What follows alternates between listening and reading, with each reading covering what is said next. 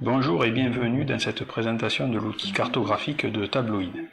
Cet outil est disponible sur l'interface de Tabloid, aussi bien sur tablette que sur ordinateur. Pour un plus grand confort d'utilisation, nous allons passer en mode plein écran. L'outil en haut à droite permet de basculer dans ce mode. Nous allons pouvoir zoomer avec les touches plus et moins, les boutons qui sont situés en haut à gauche, ou avec le curseur disponible en dessous. Il est possible de faire glisser la carte de façon à la recentrer sur la zone à afficher. Nous avons également ici un outil loupe qui permet de zoomer sur un endroit bien défini.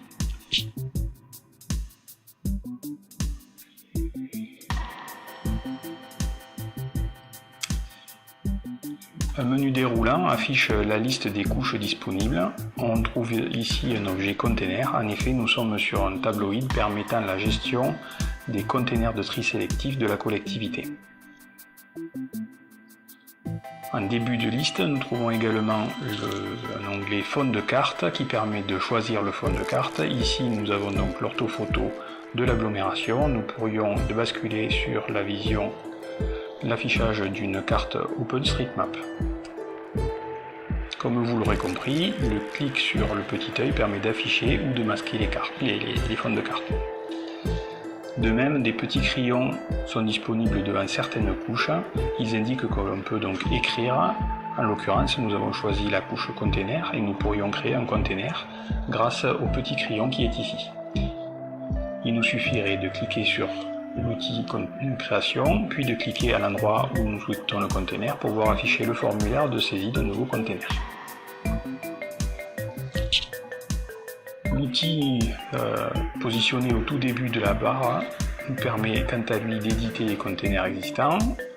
Un clic sur le container affiche bien la liste, ou plutôt le formulaire correspondant à ce container. Il est également possible de déplacer les containers grâce au troisième outil de la barre d'outils. Même méthode, il suffit de cliquer sur un container, de le décaler à volonté. Le quatrième offre des outils plus avancés, la mesure de distance, la mesure de surface, la possibilité de faire pivoter la carte, dans le cas par exemple où l'on souhaite l'imprimer et de mieux orienter la carte pour avoir une meilleure vision, ou une capture de l'image actuellement affichée.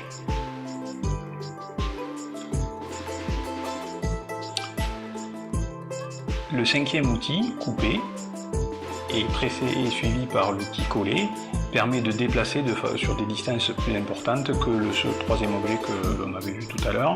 En effet, on peut couper un container et aller le coller dans une autre commune par exemple. L'outil Extend permet de revenir à une vision globale de la carte. Ici, la vision affiche la totalité de l'agglomération. On notera qu'une échelle minimale pour l'affichage des containers a été paramétrée. Les containers ne s'affichent donc que lorsque nous zoomons suffisamment sur une zone.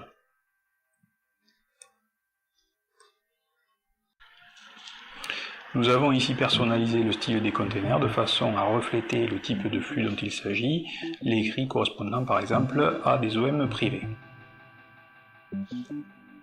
Il est possible d'afficher une vue Street View d'un axe en cliquant sur l'outil Street View, puis sur la voie que l'on souhaite afficher.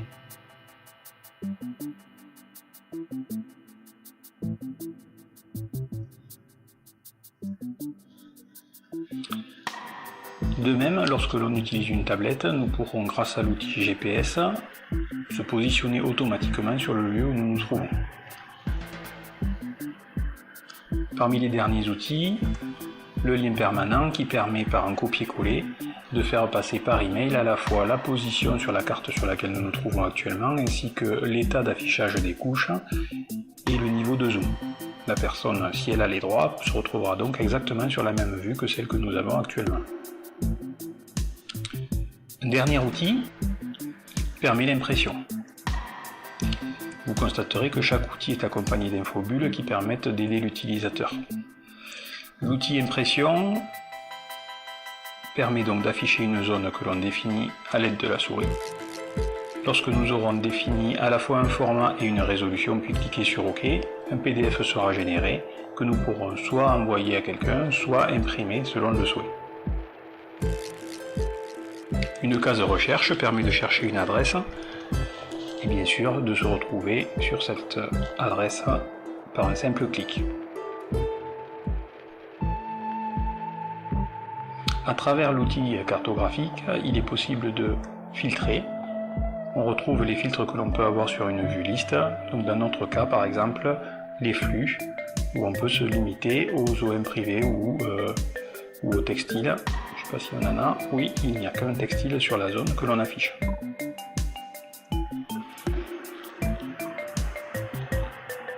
Petit outil que nous avons laissé de côté depuis tout à l'heure, ici qui permet une sélection. La sélection permet de définir une zone dans laquelle nous retrouvons dans notre cas plusieurs containers. L'ensemble des objets que nous avons sélectionnés est modifié en une seule fois.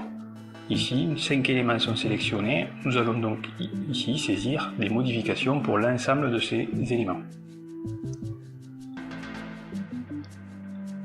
Pour finir cette présentation, il est à noter que nous avons ici une échelle, la possibilité d'afficher une vue plus globale et enfin les coordonnées GPS qui se retrouvent ici. Autre point que nous n'avons pas encore abordé, nous avons associé des graphiques à l'objet commune. L'objet commune étant géolocalisé, il est possible d'afficher l'ensemble des graphiques liés aux communes sur cette carte.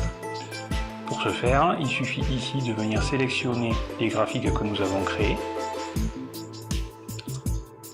Une légende apparaît et lorsque nous allons dézoomer, que nous allons retrouver, nous allons nous positionner à l'échelle des communes, nous allons retrouver les différents camemberts correspondant aux communes. On voit que ici je suis sur une connexion très lente, les camemberts apparaissent petit à petit. Ici nous avons le camembert correspondant à la commune de Montredon des Corbières. Cette présentation est maintenant terminée. Nous espérons qu'elle vous a conquis et que vous nous retrouverez sur un prochain tutoriel rapidement. Merci.